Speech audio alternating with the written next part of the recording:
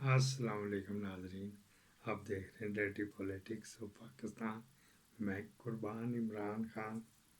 ادھر علیم خان کا جب یہ سوسائٹی ڈوبی اس وقت ایک آپ نے لفظ سنائے گا، ریور بیڈ.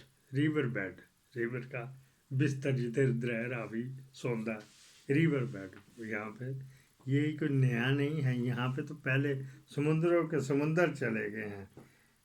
ریحان ملک صاحب کا یہ انہوں نے بنائی ڈاکومنٹری، شکریہ کے ساتھ آپ کو بتاتے ہیں. کراچی میں سمندر پہ قبضہ کر لیا. واہ بے واہ. کس نے؟ بڑے بھائی جان نے. بڑے بھائی جان زرداری نہیں، ان سے بھی ایک ساتھ والے ہمسائے میں بڑے بھائی جان ہیں جو آج کل دبئی میں رہتے ہیں. اتھارٹی کی زمین تو ساری انکروچمنٹ 13 ایکڑ اگر زمین خریدی جائے گی تو وہ انکروچمنٹ نہیں ہے. آپ جو ہے آہستہ آہستہ آہستہ آہستہ سمندر پہ قبضہ کرتے جا رہے. سمندر کس کا ہے؟ وہ ڈیفینس سوسائٹی کا تو نہیں ہے نا، وہ تو آپ کا اور میرا ہے. واجہ دور کرنا. میں نے آپ کو اس ویڈیو کے شروع میں چائنا کٹنگ کا جادو دکھایا تھا نا. آئیے سیٹلائٹ امیجز سے کراچی کے سمندر کو ڈی ایچ اے بنتے ہوئے بھی دیکھتے ہیں. یہ کراچی کے ساحل کی پٹی دیکھیں. 2000 میں یہاں سمندر تھا، لیکن یہ دیکھیں 2006 کی تصویر. یہ پوری پٹی فیز 8 کو پیاری ہو چکی ہے. میرے عقب میں جو آپ کو بلڈنگ نظر آ رہی ہے یہ ہے بحریہ آئیکن ٹاور، پاکستان کی طویل ترین بلڈنگ. بحریہ کا نام سنتے یقیناً آپ کے ذہن میں ملک ریاض صاحب کا نام آ رہا ہوگا. ویسے بھی آج کل ملک ریاض صاحب کافی مشکلات کے شکار ہیں. ملک صاحب آئی لو یو ٹو. جس کے کیس میں پہلی دفعہ ملک ریاض صاحب کو کسی بھی کیس میں نامزد کیا گیا تھا. اب سوال یہ پیدا ہوتا ہے کہ کیس کیا تھا اور ملک ریاض صاحب کو نامزد کیوں کیا گیا تھا.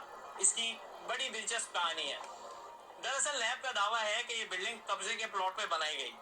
ان کا کہنا ہے کہ یہ پلاٹ باغ ابن قاسم کا حصہ تھا اور اس پہ کسی قسم کی کمرشل ایکٹیویٹیز نہیں کی جا سکتی تھی.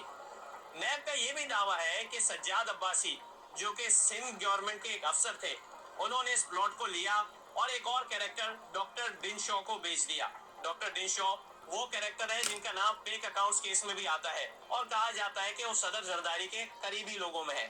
ڈاکٹر ڈن شو نے یہ پلاٹ ملک ریاض صاحب کو بیچا، جس پہ انہوں نے بعد میں 62 فلور کی عمارت کھڑی کی. یہ عمارت دیکھنے میں تو بڑی شاندار ہے، لیکن چونکہ شروع سے ہی کیسز کی زد میں ہے، اس لیے نہ ملک صاحب اس سے فائدہ اٹھا سکے نہ اس میں انویسٹمنٹ کرنے والے لوگ. آپ لوگ منافقت کیوں کرتے ہیں؟ کیوں نہیں قوم کو سچ بتاتے کہ اس ملک میں کوئی کام پیسے کے بغیر نہیں ہوتا؟ چلیں اب کلفٹن تک آ ہی گئے ہیں تو تھوڑا آگے موجود کراچی کی سب سے بڑی housing society D H A کی طرف بھی چلتے ہیں. واجہ دور کر. یہ 2005 کے آخری مہینوں کی بات ہے. کراچی میں سردیاں شروع ہو چکی تھی، لیکن شارع فیصل پہ واقع ایک بڑے دفتر میں ماحول بالکل گرم تھا.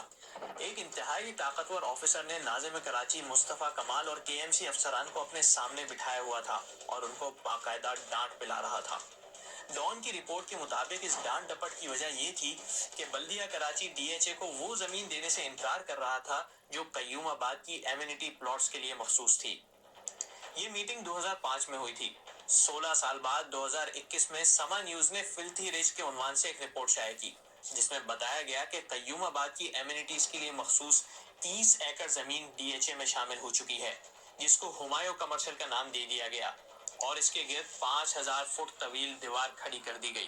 ڈی ایچ اے کے ڈاکیومنٹس تو سیدھے ہوتے ہی ہیں، لیکن کبھی کبھی ان کو سیدھا کرنے کے لیے کافی ٹیڑے طریقے استعمال کیے جاتے ہیں. اپڈیٹ نہیں تو دیا ادھر دی. ڈی ایچ اے وہاں پہ بھی پہنچ چکا ہے جہاں کچھ سال پہلے تک زمین ہی سرے سے موجود نہیں تھی.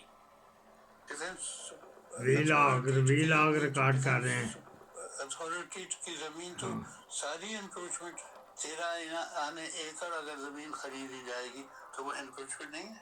آپ جو ہے آہستہ آہستہ آہستہ آہستہ سمندر پہ قبضہ کرتے جا رہے.